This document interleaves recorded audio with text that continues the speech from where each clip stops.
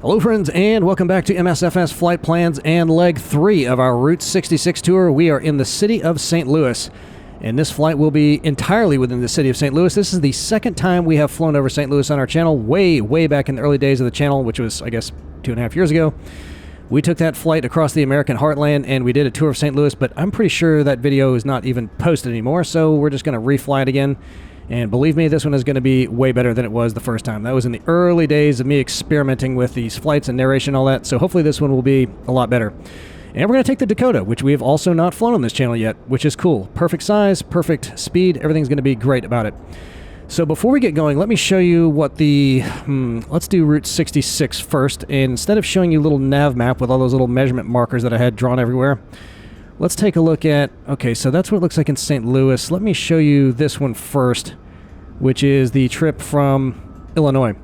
So in Illinois, we started up here in Springfield, and then we came down... Well, here's Springfield right here, and I mentioned on that last flight, let's blow it all the way up here, that Springfield splits, our Route 66 splits in half south of Springfield, and then we come into Missouri over here once we cross the Mississippi River, which runs right through St. Louis, and it comes back together again before it comes through here. So the reason why that splits, I told you guys I would look into that, is that over time, as they were building up the interstate system and all that, they were just trying to keep Route 66 and sometimes the interstates off of each other, so it said that's why occasionally it'll do that, and it splits again south of St. Louis too.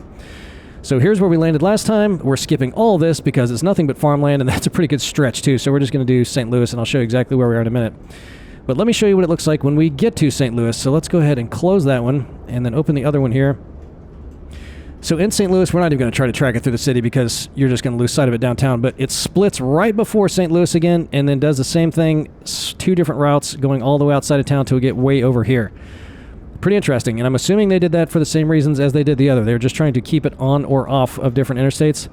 So we're going to be starting right about over here near Grover. I'll show you exactly where in just a minute. Kind of fly. Well, let's look at the little diagram map so you can see exactly what we're going to do. And VATSIM is active in this area right now, fully active, but look at this airspace. So we're leaving from Spirit of St. Louis Airport over here, which is underneath the shelf of this Bravo. We would be clear of it until really we got all the way up here, because I think this shelf starts at... Oh, where's the line for that? It's like 5,000 feet here. We're going to fly this around 2,500 feet, so we wouldn't really get into it, but as we circle around down here, we'd be crossing over all the approaches. Right now, the 30s are active and 29 over here, so it would be all kinds of problems, and I don't want to subject the VATSIM guys to doing that, dealing with me in the midst of all that, so we're just going to do it old school style. I'm not even going to use say intentions. We're just going to fly this without having to think about that, because we have got a lot of stuff to look at here. This total distance for this one is pretty long, actually. It is 91 miles. So we got a Six Flags down here we're going to check out, and then we really got a lot of stuff to look at all over the place. It's a nice looking city. Of course, it's photogrammetry, but we'll cover it pretty quick in this plane, but it's going to be non-stop action. So that's what we're dealing with. Going to be a lot of fun. Let's park that back over here and go ahead and hop in this baby and get her fired up. I did finally get on VATSIM, by the way. I'll tell you about how that experience went. Okay, so this is one of those weird planes. I don't know if it'll do it the first time because I've already started it once, where you got to manipulate the mixture to actually get it to start for some reason, so we'll see if it'll just start up this time, since I've already started it once and shut it back down just to make sure it would work. Oh, it did it that time. Good. Okay, and I already got our flight plan all loaded up, and I got us squawking, not that it really matters at this point, 1,200, which is good. We got our altitude set at 2,500. We are ready to taxi, so let me just take a quick look here and see where exactly we are. Okay, so we'll take off 26 left, so we're going to come across to Alpha, and then come all the way down to Alpha 1. That should be pretty straightforward, I think. Let's go ahead and rock and roll. And we got Will with us. Great. I didn't notice him there before. Nice to have you, Will. Let's check our barometer real quick. Parking brakes off. Yoke back. And start rolling. Another Coronado plane. I just love these things. The interior, I think it's the weathered interior on all these that I like so much. And by the way, there was some kind of add-on I saw somewhere that gets rid of those push carts, which I would love to do. And I can't find it again. If anyone knows where that is to get rid of those things, because they're just always in the worst spot, and I never use pushbacks, let me know how I can find that so I can get rid of those things. And also, as I mentioned before, now this thing has come back after the last sim update. It used to not appear at the little toolbar. There was an add-on that would remove that, and I put the old one I had back in there, and then I just couldn't open it at all. Not that it's that big of a distraction, but it would be nice to not have to see that at all until you hover over it or something. Here we are. And this is the live weather, I believe. We have a pretty good day. I did set it back a couple of hours. So while we're taxiing here, I finally got on VATSIM. And by the way, if you guys, any of you guys have experience with VATSIM, will you drop me a line in the comments? I might have you hop on Discord with me so I can have a chat with you. I got some questions about that I'm having trouble getting answered. I was able to execute my flight just fine, and I got the impression they weren't real thrilled with a little guy at a 172 taking a VFR flight into a Class Bravo. The controller was even kind of chuckling as I was getting my taxi instructions from him. So I don't know if that's kind of taboo to do that or what, but I've got some questions about their top-down way of doing the controlling there. So top-down, if you're not familiar with VATSIM, means a lot of the smaller airports that might be towered won't necessarily have a dedicated controller at the tower, but they might have someone working approach, or even bigger than that, the center, which would be like the huge area that might encompass multiple cities. And top-down means that if there's someone, let's say, working center, and there's nobody that's approach or control or ground or anything, the controller working center will work all those positions all the way down to the bottom, right down to clearance delivery. And I got it to work just fine, but I wasn't sure who I should call. Like if I'm calling ground at an airport without a dedicated ground person, or even tower, or even approach, if it's just center, I'm wondering if I call, like, for instance here, St. Louis Center to try to get taxi clearance, or do I just say ground, and if I'm on the right frequency, the center person picks it up? I just got a few questions like that I want to sort out so I don't look like a total newbie, which of course I am. But it was pretty cool. The problem I'm really having is the inconsistency with the coverage. The controllers will kind of just pop in and out, so there was multiple times I'd get all set up, get all my charts and everything, my frequency set, and then I go to call for clearance, and they've gotten offline. And that happened a lot, which is a little bit frustrating, but all those guys are volunteers, so it is what it is. I also noticed it's a lot more fast and loose than on Pilot Edge. A lot of people not having any clue where they are in the airport, not having any clue of their departure arrival procedures, and just asking the controller while the guy's trying, or girl is trying to do everything else in the airspace. It was pretty wild, and probably a little bit frustrating. But it's probably a good place to learn because everybody's pretty chill about it, you know, not knowing what you're doing. But the problem is there's a bit of a learning curve. And unlike with Pilot Edge, where they walk you step by step through every single bit of that process from A to Z, VATSIM, it's kind of just figured out on your own. All right, we caught our clearance for takeoff here since we don't have control. We're rolling. And by the way, I have completed my full VFR category ratings for Pilot Edge. And man, I was thinking it was a flight from San Francisco down to LA for that last one. It was LA to San Diego. I know San Francisco is KSFO, and I think I just saw K-San for San Diego and was thinking it was San Francisco. But it was a cool flight. No problems at all. Class Bravo to Class Bravo. Really, really cool. All right, here we go. So we need one notch of flaps for this guy. And once we get up, we'll go ahead and get the autopilot turned on, and away we'll go. Let's do it. Will, you ready? You excited? He loves St. Louis. Who doesn't love St. Louis? Airspeed's alive. Wind must be pretty calm. And rotate. Okay, we won't need our airport diagram for a little while, so we can go ahead and hide that. And flaps up. And we'll trim her up a little bit. Man, even out here, look at that golf course. The scenery looks incredible. Landscape looks beautiful. So I think we're probably still in the very outer fringes of the photogrammetry here. And we'll go ahead and get the autopilot on, nav mode, vertical speed. We'll go ahead and hold it right here, see how she does. And we'll go ahead and pull that power back just a little bit. And then once we hit 2500, 2500 is going to be a good altitude for this. Of course, as always, this flight plan will be included, but I think 2500 is pretty good for all of this. And if you wanted to try to fly it with the ATC, 2500 will really keep you out of the Bravo until you come in for your final approach at Lambert, which is what we're coming into. So the airport that we departed from is the Spirit of St. Louis Airport, known by local pilots simply as Spirit. And the idea for the facility was birthed by a local private pilot named Paul Hagelin, maybe Hagelin, back in the 1950s. As the city's big commercial airport, Lambert Field, which is where we're going to be landing, got more and more crowded, Paul got tired of waiting nearly an hour for clearance on some occasions. So he started flying around to other strips in the area, finding them all too constrained to expand into something big enough to move the needle. So he was flying around out here looking at all the little farmlands and stuff they had, trying to see if he could find something to put a bigger runway at. So he eventually came across that location back there, which was a bunch of farmland on the western outskirts of the city. And for reasons I don't know, that area was called Gumbo back then. Maybe they had a little contingent of Creoles or something out there. Man, that looks fantastic. Look at that. Beautiful. So that's the Mississippi River right there. I think it is. Let me see if that's a tributary. No, that's it. Oh, no, it's not. No, that is. Let me zoom in a little bit. Let's see what river that is. That's the Missouri River right there. The old Missouri. But to get his hands on all the land they were going to need, he had to pony up nearly $8 million, which is a heck of a lot of money back in the 1950s. And sweet-talk 37 locals into selling their property, which apparently they did. Okay, so here we are. Let's just watch our airspeed. We'll go ahead and pull her back. We'll square it at 25 there. On the manifold pressure and the RPMs. That looks beautiful. I guess I just didn't notice how good the landscape looked out here before. In 1964, Hagelin was the first pilot to land at the new field in his Cessna 195 business liner. And he must have been a great pilot because that's one of the few planes I can't even come close to landing well here in the sim. Although I was flying with Brian, my flight instructor, the other night. He just nailed it, of course, which made me feel like a total buffoon.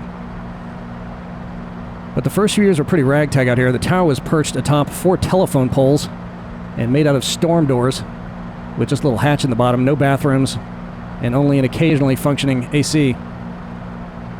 They said it would get up to 135 degrees in that thing in the summer, which sounds miserable. Okay, speaking of finding open space for big construction projects, our first landmark is going to be a Six Flags theme park way out here on the southwestern corner of the city. This one's outside the photogrammetry zone, so it's default stuff, which actually looks pretty decent as far as that goes. You can't see the roller coasters or anything sticking up. They do have one that's one of those kind of, I don't know what you call it or how they get the photogrammetry for it on flightsim.to that's free. But it's one with lots of blob trees and the coloring's all off and all that, so I figured we'd just leave it as it is so it doesn't stick out quite as much. The thumb is not quite as sore. There's the power lines. Love it. Thank you, Mamu. If you have a town you like to fly over that also has a Six Flags nearby, there are some freeware mods for quite a few of them around the country, which you can check out at flightsim.to. One of those is one for Arlington, Texas, which is one of my many hometowns. So, of course, we'll be reviewing that one once we make our way out there. And I'd kind of been holding out until they made both Fort Worth and Dallas photogrammetry. Why those weren't originally photogrammetry, I have no idea, but they finally did it. So that'll be on our hit list once we're done with Route 66. And if you can find any attractions modded by the White Arcade, you have to check them out. Even if you just load it up and fly over it, he is one of the best I've seen when it comes to the big parks. We've showcased a lot of his work on the channel. But this one's known as Six Flags Mid-America when it opened on June 5th of 1971, making it the third of their original locations, and this is going to be it right down in here. And like all the parks across the country, this one's divided into 6 sections. Each of those vary a bit by theme. So out here, visitors will find Missouri, USA, France, Spain, England, and Old Chicago, which has an early 1900s vibe. Hopefully they have some gangster stuff in there. And then just south of the main park, we're going to see Hurricane Harbor. We might be able to make out something that looks like their wave pool. We'll see. They opened that in 1999. But roller coaster fans can enjoy 10 of them in the park, among many more equally gut-churning attractions like Spin Sanity, which is all I need to know when deciding what I don't want to ride. They got quite a few wooden coasters there too. Okay, so here's the park itself. There's our parking lot. And then out here is where the water park is, and that's probably their wave pool right there. You can kind of tell it's a wave pool. I bet they made it a building in here, though. Not too bad for default stuff. They got one roller coaster called The Boss, which opened in 2000. It's the tallest and fastest of its type, and when complete was the 8th largest wooden roller coaster in the world. Kind of a small parking lot for a theme park. This ain't Disney. That actually looks pretty doggone good from this distance. Yep, there's their wave pool, and it looks like they didn't make it a pool, just not blue enough. The Screamin' Eagle, another coaster, is one of their earliest additions. When completed in 1976, it was the tallest, longest, and fastest wooden roller coaster in the world at 110 feet high and reaching a top speed of 62 miles per hour. And though not wooden, another one that caught my eye is the Pandemonium, which is a spinning roller coaster, also most definitely on my do not ride list. And speaking of things you might not enjoy, on July 7th of 1984, a 46-year-old woman from Indiana was riding a stand-up coaster called the Trailblazer when she was flung out of it and died. Six Flags attorneys all agreed that she fainted and slumped out of the harness, but her husband, who was right next to her, said that was not what happened. And as you can imagine, they decided to settle that and convert it to a sit-down ride. And then on July 26th of 1978, there was also a bit of a mishap when their Skyway ride, one of those little gondola things, one of them broke off and plunged 200 feet to the ground. And a man and two of his nieces died when it hit the ground. Pretty rough. But all things considered, you're probably much safer at Six Flags than flying over it, so choose your risks carefully. Well, we have a few minutes here. I started wondering why Charles Lindbergh named his plane the Spirit of St. Louis, because I knew he wasn't from this area. I thought he wasn't anyway. He was born in Detroit, spending some time in Minnesota and Washington, D.C., while his dad was a congressman, which I also didn't know. But Chuck became a U.S. airmail pilot out here in St. Louis, and that's when he started planning his famous flight, hence the name of the plane. But according to the internet, it was specifically given the name to honor local organizations that helped him finance the trip. And if you want to see the original plane, you can check it out in the Smithsonian Air and Space Museum, which I did a couple of years ago. But when I was out there, they were remodeling everything, so you kind of had to peek around the corner of a barricade to look into a little side room to see it, which was kind of a bummer. But I did get to see the Wright Flyer. That's hanging from the ceiling. Or at least it was. And I have to imagine the biggest question most folks have once they take a look at that plane is, why doesn't it have any windows in the front? Well, there's a couple reasons for that. One was to get their center of gravity in the right spot, so they put a huge fuel tank up there right behind the engine. And the other is that, in the event of a crash, Lindbergh wanted a little extra crush zone up front. I'm not sure I'd want the fuel tank to be part of that crush zone, but that's what they did. But apparently the lack of visibility was nothing new for old Charles. When he was a mail pilot, they often had to utilize the now famous Lindbergh reference right down there in the corner where I'm looking right now, because they piled the mail bags all the way up in front of the front window. So he had a little bit of practice. Pretty interesting. Okay, we're going to turn to the east here in just a second to see a site I would definitely enjoy visiting in real life if I was out here, and that is the National Museum of Transportation in the Kirkwood suburb of the city.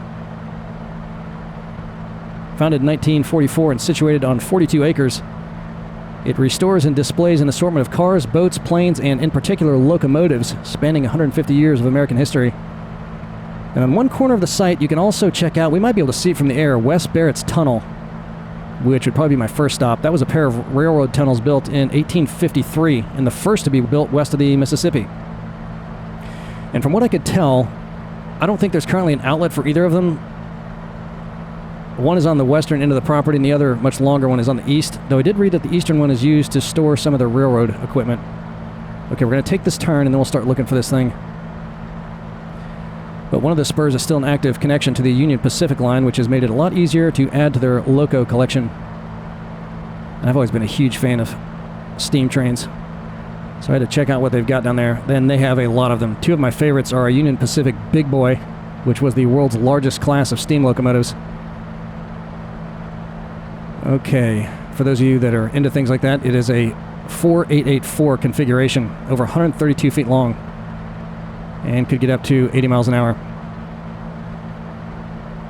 Okay, let's look for it and see if we can spot the trains going into the tunnel. I know we'll be able to see the trains. Whether or not we can see the tunnel is another question. A little bit breezy up here. We got a 7-knot crosswind.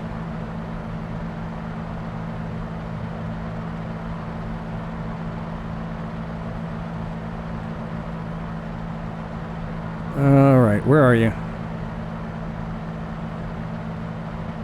We're not going to miss the trains. We'll definitely see it. Okay, here they are right here. See all the trains parked up there? So I think the tunnel goes in through here, and then another one comes over this way, which is blocked by the trees. But look at that. You can see all the trains down there. How sweet is that? And I don't remember, our last flight was in 2020. I feel like we couldn't see the trains at all down there before. Look at that. They got them all over the place. Awesome. The other one that I liked, although I liked all of them, is the Norfolk and Western 2156, which is the strongest pulling steam train in the world, also enormous. I'm going to put a link to their website. If you like steam trains, you got to see all the pictures of the stuff they got in there. Pretty cool. And while I'm thinking about it, I'll strongly encourage you to Google Mallard steam locomotive as soon as we're done enjoying this trip. It was a train built in the 1930s and still holds the speed record of 126 miles per hour and is hands down the most beautiful hunk of machinery I've ever laid eyes on. I don't have any tattoos, but if I ever get one, that's going to be it. Right on my chest. Right, Will? Yeah, he knows what I'm talking about. He knows what I'm talking about. Okay, up next is going to be a twofer as we come across the Busch family estate. Yes, that Busch family, the beer family, also known as Grant's Farm. The land was originally occupied by Ulysses S. Grant, and he obtained the property from his father-in-law Frederick Dent shortly after his marriage to Julia Dent in 1848. And in 1856, he built his own home on the property, like actually built it himself, which was a modest ramshackle place that his wife mockingly named Hardscrabble. But they made it a home nonetheless, and visitors can still see it today. This is all it right up here. This is where their land is. So they have like a little beer garden now, and I'll show you where the big house is, but you can barely see it. But I'll show you where it is. You can see it. After being acquired by the beer barons August Anheuser-Busch Sr. and his wife, completed Grant's Farm Manor in 1913, which is now known as the Big House. A massive structure built in the French Renaissance Revival style with 26 rooms and half as many bathrooms. But Busch became quite ill during his last year of life, suffering from heart disease, dropsy, and gout, and decided to shoot himself in the Big House on February 10th of 1934. The last resident of the house was his son August Busch Jr., affectionately known as Gussie, who died in 1989 at the age of 90. Okay, so here's the little beer garden, and you better believe they got some Clydesdales and stuff down there. And then the big house is... let's see, that's probably got to be it right there, I think. Yep, you can kind of tell it is a big house with a red roof there. And while we're on the subject of suicides, beer, and mansions, in just a minute I'll show you the site of a place called Lemp Mansion, L-E-M-P, which won't look like much up here because it's surrounded by other buildings today. But there's a very interesting story behind that place, so I'll tell you all about it on the way. Nice looking radio masts over there. Lemp was the OG of beers in St. Louis and eventually the country, beating the local Busch family to the punch by about a decade. The patriarch was a guy who, like many in the area, imported himself from Germany in the 1840s, and when he got to town, he started a grocery business. But he was unique in that his store sold its own home-brewed vinegar and beer, being one of the first to introduce lager-style German beer, which made it very quickly grow in popularity. By the 1960s, he'd set up 40 breweries in the area, utilizing a local cave system for refrigeration. And his son William took over after his dad died in 1862 and was making enough money to buy the already built mansion and expand it even further into a 33-room palace. And after his young son Frederick died suddenly of heart failure, William slipped into depression. And after his good friend Frederick Pabst died, yes, that Pabst, you may recall he lived in Milwaukee if you saw our flight down there, Lemp couldn't take it anymore and shot himself in the house in 1904. And then his son William Jr. took over the business, which went under during the Depression, and he shot himself in the house in 1922. And then his brother Charles moved into the house in 1929 and was the last Lemp to live there. 8 years later, he also shot himself in the house. So if you're wondering if it's haunted, of course it is. And if you like a sight of phantasms with your fine dining, you're in luck, because the place is now a restaurant. So here is the Mississippi River. So that was the Missouri we saw back there before, and we're about to cross over into Illinois once we get on the other side of it. So we're in Missouri right now. Okay, let's see if we can find this place. Look how good this looks. This is really a nice looking photogrammetry city. Fields look good. Are those... those look a little bit blobbish. We haven't seen too many of those. I'm looking at the trees right now. Those are definitely blobbish. But I think they fixed a lot of those. They don't seem to be just standing out so much as they were before. The coloration at least looks right on them. When we're done, I'll take you on a little close-up tour of the satellite map, and of course all the bookmarks will be on here, but I'm going to try my best to spot where the Lemp Mansion is. Again, it's going to be tough to see from here. Look at that church down there. It looks fantastic. They got some big churches out here. We'll see a few of them on this trip. Okay, the Lemp Mansion, this is going to kind of bend around this way, and it's going to be tucked right up in here in some trees on the side of a little corner road, so there's really just not that much you'll be able to see of it. Look at these barges everywhere. I think there's also a water fix for this area, which I forgot to install on here. I don't have any add-ons included in this, but I think it cleaned up some of this so there's not these little halos surrounding everything parked here on the river. You might want to try that. If you can find it in there, just look on the flightsim.to world map and you'll find it. But it looks good. The buildings all look good. Real nice. We're going to come across a track which is right up here, and that is the Worldwide Technology Raceway, about a 1.25 mile oval that started as a drag strip in 1967, becoming a road course in 1985 and evolved to its current form in 1997.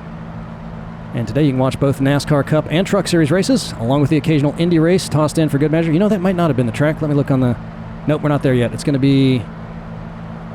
All right, I'm trying to compare it to a little nav map. It might be up here. That might have been just another open area. I think this is going to be it right up here. We'll see. We won't miss it. There's the Arc. Oh, by the way, I have the RK Bridger pack installed on this. The bridges looked really, really bad before I put that in there. They all look fantastic now, as you can see. Look at that arch. That looks great. That looks great. We'll fly over here. We're going to come back around this way, so we'll get a much better look at all that stuff. But we got to spot this track first. That's got to be it up there, I'm thinking. All right, we can slow it down a little bit. We don't need to be going quite this fast. I feel like I'm talking too fast. None of the bridges are filled in underneath, and this is not RK Bridger's work, but usually flyovers and spaghetti bowls like that, it's all gunked up underneath. These all look great. Really, really good.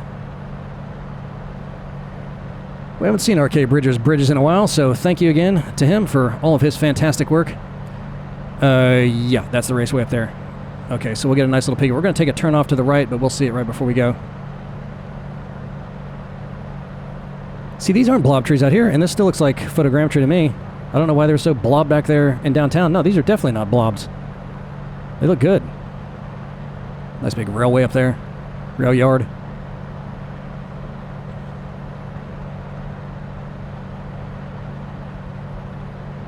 There it is. Track looks great. So as many of you probably know by now, I like my history as old as I can get it, so this next site really gets my heart pounding. It's known as the Cahokia Mounds, and though we'll only be able to make out a few of them from the air, the site is comprised of roughly 80 structures built around 1000 AD and covers around 2,000 acres, making it one of the largest archaeological sites in North America. But because the original inhabitants and builders of the mounds left no written records or even symbology or anything, we don't really know much about the people who built them. But the name Cahokia was applied by early French explorers, attributing the mounds to the local Cahokia tribe that was living near but not at the site. What we do know is that the engineering features of the complex indicate a fairly large and highly sophisticated culture thriving out here around the end of the turn of the first millennium. The biggest hump, which we will be able to see and looks a lot more impressive from the ground, is called Monk's Mound, named after a community of fur trapper monks who lived out in the area for a while once the European invasion started. And though 1,000 years of erosion has worn a good bit of away, today the earthwork is around 100 feet high, 950 feet long and 836 feet wide, covering almost 14 acres. And they think it contains around 814,000 cubic yards of dirt, which is a lot. So here's the complex out here, and there's the big mound right there. We'll see if we can spot any of the smaller ones as we come by. It'd be fun to take a helicopter out here and stand at the bottom of that and look up it. I bet it probably looks really good, as long as it's not all blobbed up, and there don't appear to be blobs down there either. You see it there? So there's a little mound there, there's one here, and even on little nav map you can see more of them, but that one you can see pretty well. It looks like it's got a depression in the middle. I don't know if that's true to life or not. Pretty cool. Fields look fantastic. Wow, what a beautiful trip this is. Real nice. If only that Six Flags would have been modeled. Looks like they got a race course out here too. I didn't even check that out on the map. I don't know what that is. Probably for horse racing, I would guess. All right, up next is Horseshoe Lake State Park, which will be off to our left. And again, we're back in Illinois for just a few miles anyway. And I was surprised to discover that this is the second largest natural lake in the state of Illinois. That's what Wikipedia said anyway. There it is right there. And as you can see from here, and you'll really be able to tell when we look at it on the satellite map at the end, this lake was formed when the Mississippi River used to bend up in this direction. See how it bends around like this, like a horseshoe shape? And eventually it dammed itself up with silt deposits, forming the feature we see today, known as an oxbow lake. And it sits within Horseshoe Lake State Park, which used to be a lot more marshy before the state bought the land in 1927 and built a big dam to dry it out. And I guess the original intent was to make it a goose sanctuary, but you could just come down to Jacksonville and see one of those. Those dang things are taking over the whole city, crapping on everything, holding up traffic all over town. There's a whole flock of them that lives in my neighborhood. But I read that Cahokia aside, they found evidence of human habitation in this area going all the way back to 8,000 BC, which would be about 5,000 years older than Stonehenge. So take that, Salisbury. That still looks a little marshy, doesn't it? I wonder if that's the dam right there. I bet it is. Huh. Okay, I was thinking they dammed it up to make the lake, but that's got to be what they did there. So this probably all looked like that before, and then they put that dam there to at least get some depth to this part of it. I wonder how deep the deepest part of that is. I couldn't find that information. Wow, I just didn't notice how good the terrain looks out here. I don't have the map enhancement running either. This is going to be what your default experience should be like. Looks really, really good. So we've been gifted with an amusement park, train museum, 2 mansions, at least one of them haunted, a huge speedway, some amazing bridges, and one of the biggest archaeological sites on the planet. If you're wondering if the gods of exploration can possibly bestow any more favor on our mortal souls, the answer is yes. You guys know how I feel about filthy old factories, and we're about to have one of those too. Boy, that's really marshy. I bet you get some nasty mosquitoes out here in the warmer months. Also another inherent problem with living in Florida. This is gorgeous. Oh my gosh, it looks so good. And I believe we might still be in the photogrammetry area. Kind of hard to tell, because those are just warehouse-looking buildings as they are. But when you see things like this, like a multicolored roof, usually the default stuff won't look like that. Look at that nice little junk pile. Yeah, I think we're still in photogrammetry here. So we're about to see another U.S. steel plant right before we get back over downtown. And this one is a rust lover's dream come true. This is it right over here. And this one is their Granite City Works and produces 2.8 million tons of hot and cold rolled steel annually. And it's kind of interesting that it's not closer to a more industrial area. As you can see here, because of the shape of the roads, as I mentioned on that flight into Springfield, this appears to be a newer neighborhood. Kind of odd that they'd build it up right next to... Looks like they got some single and double wides down there. I don't know, so maybe this is for the steel workers. Not saying that all steel workers have to live in a single or double wide, but, I mean, look at that. It's right there. I don't know, this might be an older neighborhood. These are kind of grid-looking. The newer ones are all twisty-turvy. There are not enough cul-de-sacs down there to make it a post-2000 neighborhood, in my opinion. If you live down here, let me know. I'm going to place my bet that that was built older than, or before the 2000s rolled around. Look at these fields. Look how you can see the little mow lines down there. Love it. That looks so good. So good. Okay, we're going to see the Granite City locks next. And these look really, really good. They're going to be right up here, and they look phenomenally good for locks in this part of the world. Yeah, this has got to be photogrammetry. Look at the top of that building right there. Can you tell I like photogrammetry and junk? Look at that. Oh, I should have flown closer to that steel plant. Look at the rust on top of the buildings and everything. We're going to take a turn here in a minute. Maybe we'll get a better look. So they made this as a little diversion because there's a part of the river there that has a bunch of rocks just under the water line that was a bit troublesome. It's called the Chain of Rocks. That's what that feature is called. It was jamming up ships for days during the low water season, so that's why they made this over here. Oh no, we got something a little bit filled in, maybe like a little elevator or something to get stuff out to those barges. That's all right. And then right across from the locks right over here is Gabourey Island, where Lewis and Clark stayed before setting up camp at Camp Dubois, about 6 miles upriver from here, and that's where they launched for their expedition. I'll show you where that is on the map at the end. We're not going to fly up there and check it out. But this is it right here. I don't think there's any remains of that original campsite back here, but they do have something up at Camp Dubois. And in just a second, we're going to fly right over the top of Bellefontaine Cemetery. Dead ahead, very heavily wooded over, so we can't really see too many of the gravestones, which is why we're flying right over the middle of it. But its opening in 1849 couldn't have been timed more perfectly, as the city was hit by a cholera epidemic that same year that wiped out 7% of its population. Some notable eternal residents in that cemetery include Eberhard Anheuser and Adolphus Busch, William Clark, the other half of Lewis and Clark, more recently Rush Limbaugh, Dred Scott, Tennessee Williams, and William Tecumseh Sherman, among many others whose name I would not recognize because I wasn't born before the 1920s, but there's a lot of famous politicians and stuff from the area. You might recognize some of the names. What is that thing? Peculiar looking, isn't it? Got a tree growing right up out of the middle. Oh, look at all this stuff. Oh my gosh. Wow, this might be like a top 10 photogrammetry city based on what I've seen so far. This looks amazing out here. Really good. So here's a cemetery right here. And you really can't see much in there. It's got a lot of trees. And this is even with my smaller trees pack installed. Can we see any gravestones at all? There's a couple of them down there.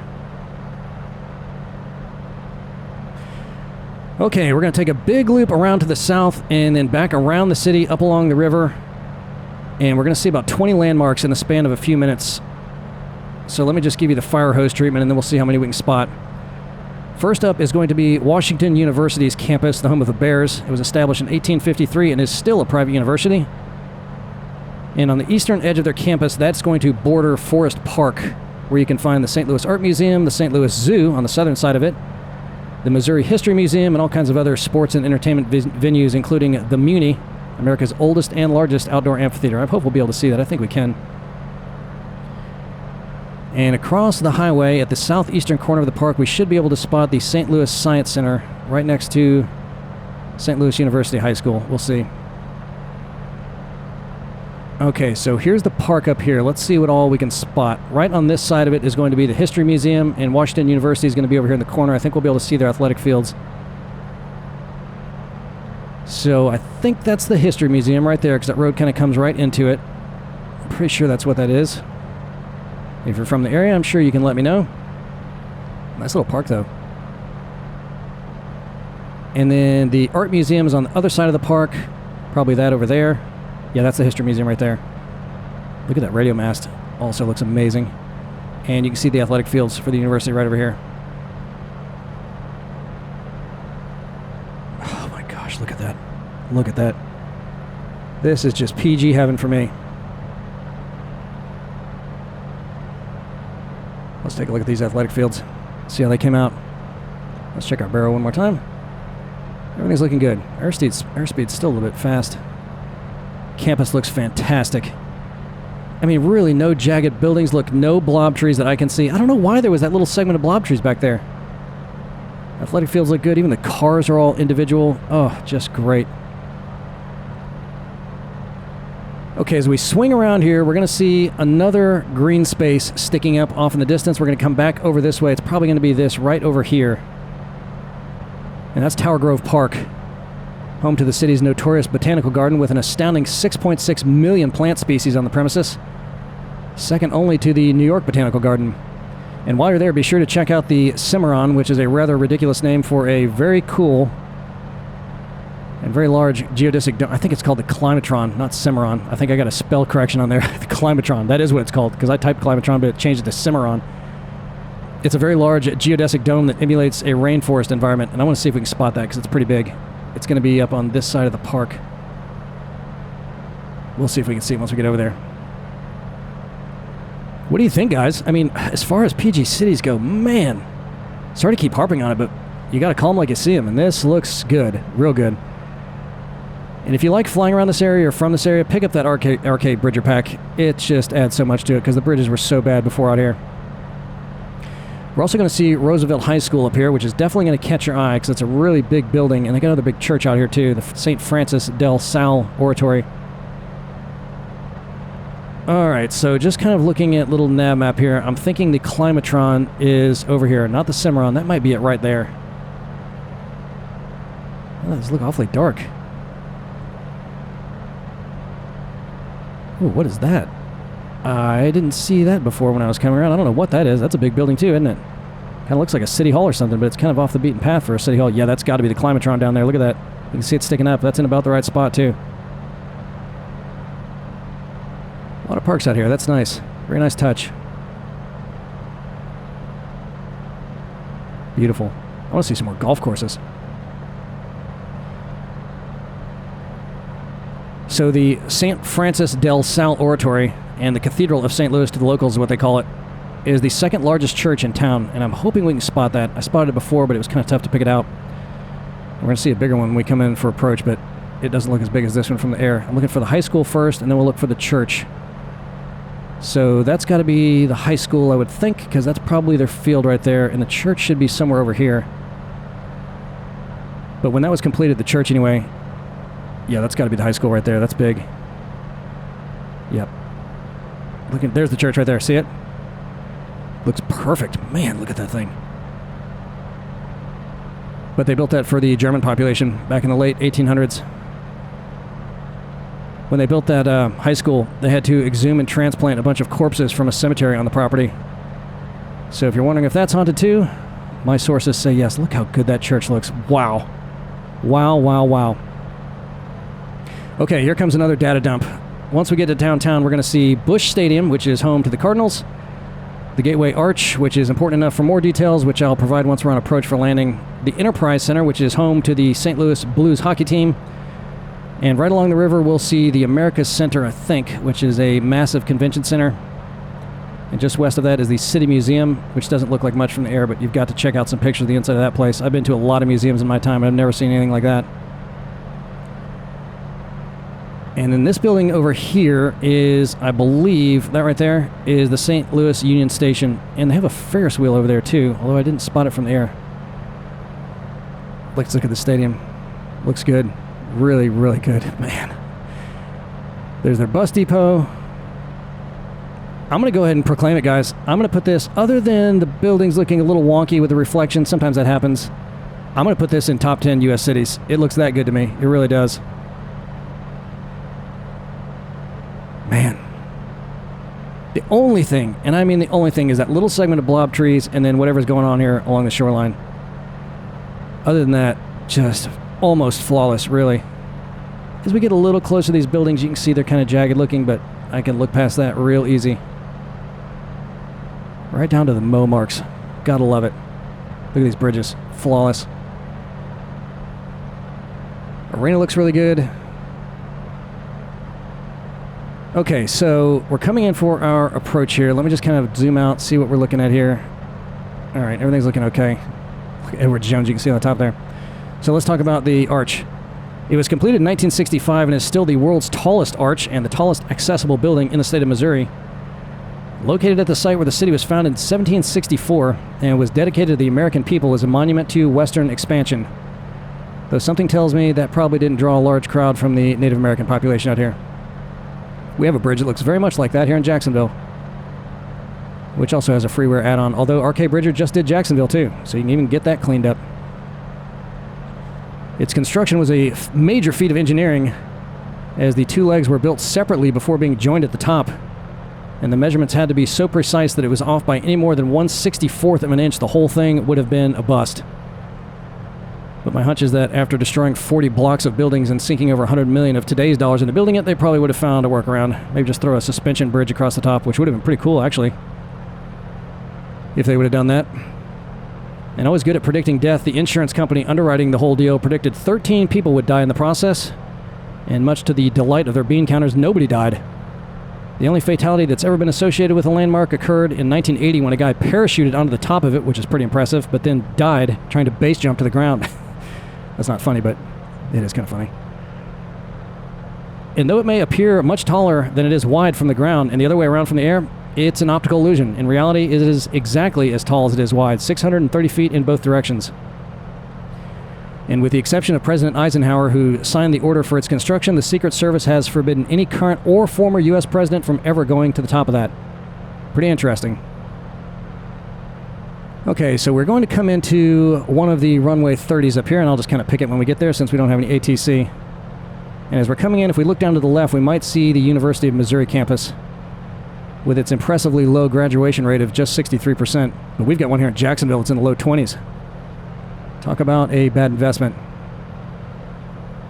So coming up into St. Louis International, aka Lambert Field, it opened in 1928 and was named after local aviator Albert Bond Lambert, who is also an Olympic medalist in golf and founder of Lambert Pharmacal Company of Listerine fame. As far as flying goes, he was the first resident of St. Louis to hold a pilot's license. He got that in 1911 after getting his flight training from none other than Orville Wright himself, also buying his first plane from the Wright brothers. Pretty cool.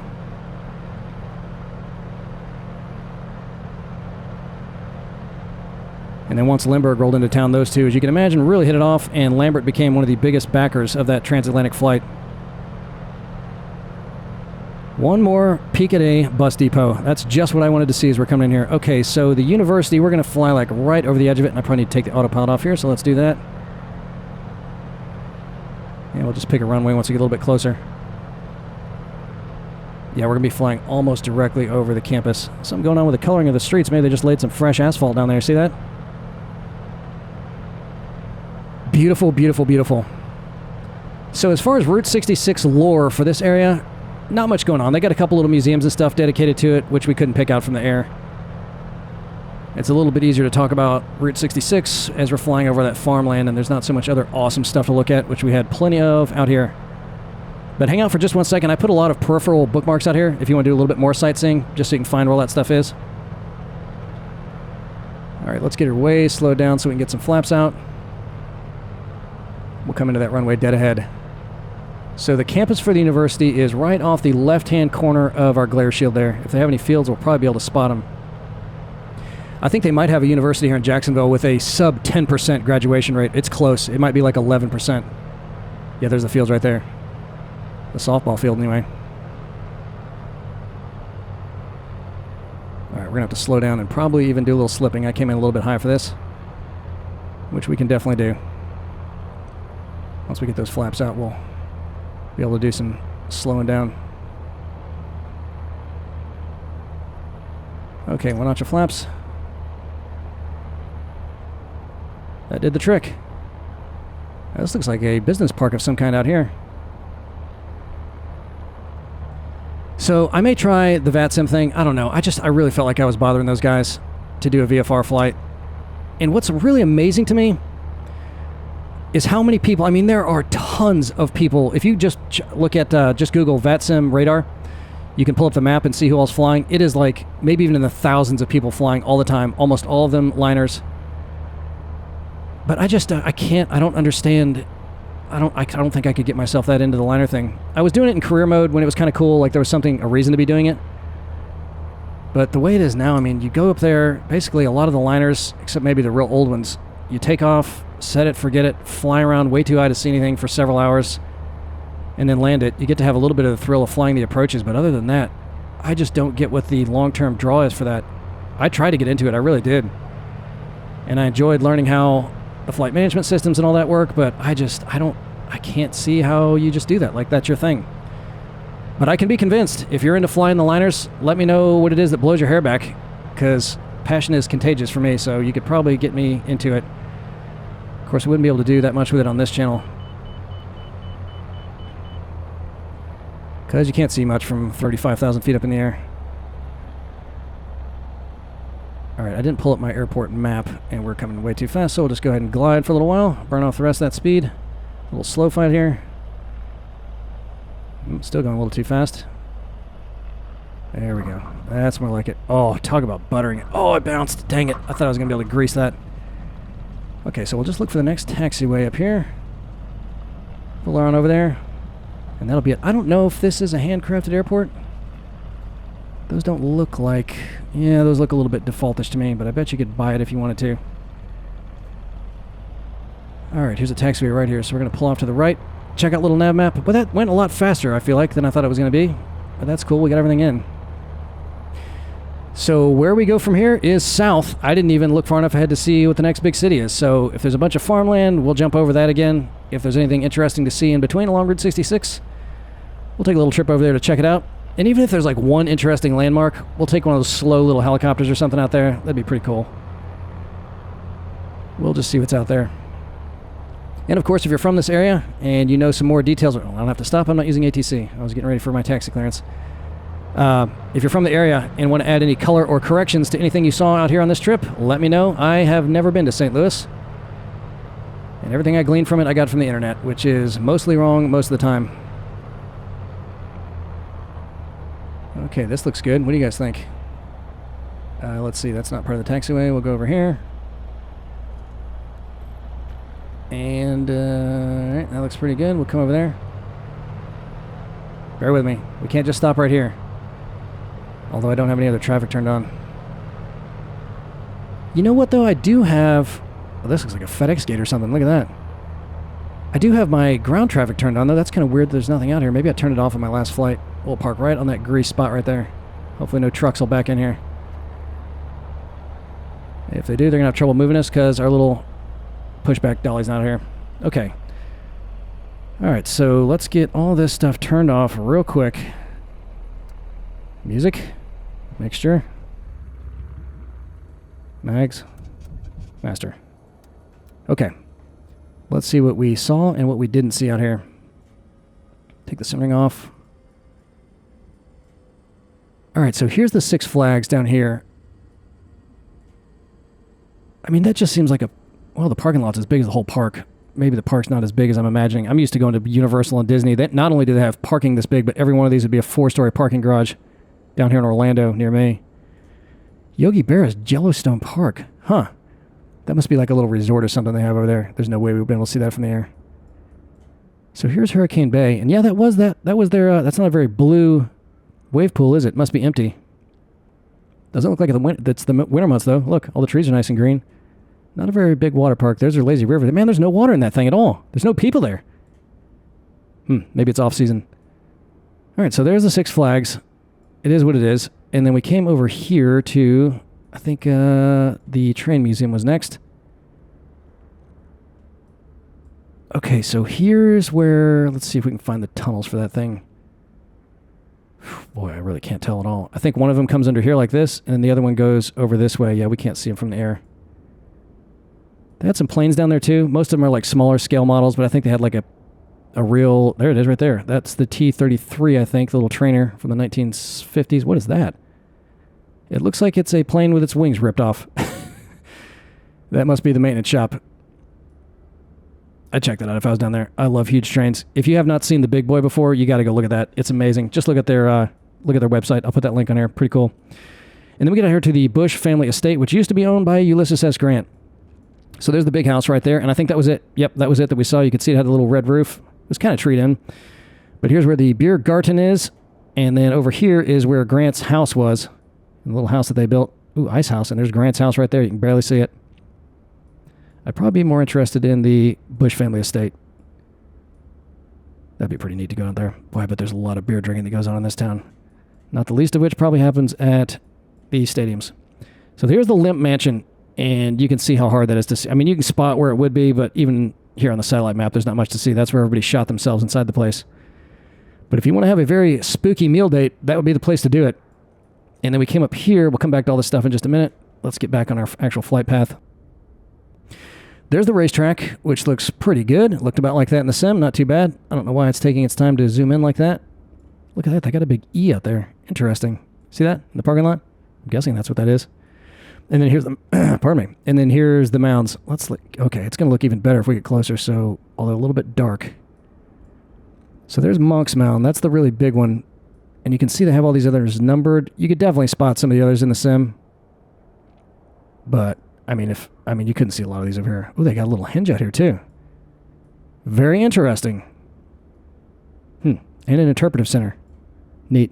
And then we came out to Oxbow here, the old Oxbow Horseshoe Lake State Park. So you can see that at some point, the Mississippi, if you track it all the way down its course, has all kinds of stuff like this, where it used to have a little bend in it. They went like this, and then somehow it got itself all clogged up, and then the river just went in a different direction all over the place because it's so flat along most of the course of that thing. You see it everywhere. And look at this. They got like some little cofferdams or something built up there. Maybe that's a swimming area. Boy, that is definitely marshy. Look at that. Wow. They got a couple dams in there. So I guess that was probably just a big swamp before they started making this part of it here. And even that looks pretty shallow. This might be the only deep part in the whole thing here. Look at this U.S. Steel plant. It looks about like this in the sim, too. It is so big and dirty and filthy. It looks just amazing. I should have taken a closer pass by that thing. And then over here, look at that. Just looks fantastic. So here is the locks, which look great. And then here's the island where they set up camp. Lewis and Clark set up camp before they went up here to Camp Dubois. And it looks like they got a little fort or something down here. Now, you see that down there? They call it Camp Dubois. How close can we get? It's not really a fort. Okay, I thought it might be like, one of the little starred forts, but it doesn't look like that's what it is. So I don't know what they have in there, but that's also an interpretive center. What the heck that means? We call them museums down here in the south. Okay, so that's that. And then we have Fort Bellefontaine up here, which does kind of look like a fort, but you can see how treed in that is. I don't think you'd probably see... How much closer can we get? Yeah, they got some little cannon emplacements or something back there. Look at that right around there. I don't think... I did fly up there on one of my earlier flights 2 years ago. I don't think you could see anything, but I bet you could see that sucker. Look at that. Beautiful. If it's still in the photogrammetry area. Okay, and then we came down this way over the cemetery where Rush Limbaugh and crew are buried. Dred Scott and the Bushes and the Anheisers. Pretty neat. And if you look on the Google Maps, it'll actually show you, if you zoom way in, it'll show you where all the individual headstones of the famous people are, which is pretty cool, or their mausoleums or tombs or whatever you want to call them. And then we came out here to the big park. So let's see if I was right about that. Yeah, okay, so that was the History Museum, Forest Park, the Art Museum. Okay, I thought this was it. Oh, they must have had a World's Fair out here. Look at that. I bet that's when they built most of this stuff originally. I wonder when that was, because they got a World's Fair pavilion. Of course, they're going to have one in St. Louis. And then there's the zoo, which you really can't see anything. You know how most zoos are in the sim. Just way too treed over. But the Art Museum is over here. I was probably looking at this thing thinking it was the Art Museum, but it's not. It's this. Oh, we didn't look for the Muni either. Look at that. Look how big that is. You can definitely see that, and it looks pretty good too in the sim. I just forgot to point it out. And there's Washington University, and then we came down here. Let's see if we can see the Climatron. There it is. You think it's humid in there? They made a rainforest environment in there. Yeah, probably very humid. Look at that. That's kind of an interesting feature. The only one with more plant species is up in New York. Pretty interesting. And then we came down here to Roosevelt High School. We couldn't miss that. That looked amazing. And then this church was really, really cool. So this is the one where they had to dig up all the graves to replant the bodies to make the high school. And let's see if we can see this church. Oh, it looked way better in the sim than it does here from on top, but that looked pretty cool. A lot of this stuff downtown, I did put the bookmarks on everything, but it's just way too hard to pick that out from the route we were flying over. And the wheel is right down here. I think you can see the shadow of it. There it is right there. I'm guessing since it's photogrammed, you could probably see it. Might be filled in on the inside. But that's where the Union Station was. And they got another, looks like a soccer field or something down there. Enterprise Center. Busch Stadium, which looked amazing. And then there's the arch. Where is it? Oh, we're looking right down on the top of it. There it is right there. Gateway Arch, or Arc if you prefer. Very nice. The Americas Center, and then the City Museum, which is just a little map dot. And then we came on up here and came in. The other really big cathedral down here, which you can see if you fly closer, we just weren't close enough to see it, is the Cathedral Basilica. And there's some interesting history about that, but I knew we weren't going to be able to see it, so I didn't look it up. And then we came on in. There's the University of Missouri. Wow, that's a big campus. All we could really see of it was the softball fields, because I wasn't looking way out here. That looked good too. Awesome, awesome flight, guys. Really, really cool. I hope you learned some things. I definitely did. Again, if you're from the area, feel free to correct me about anything that the internet got wrong. I'll blame the internet for everything. That's a nice cop-out for me.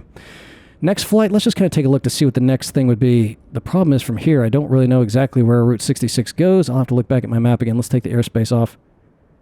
Well, shoot, what's the next big city out here? Oh, look, another Springfield.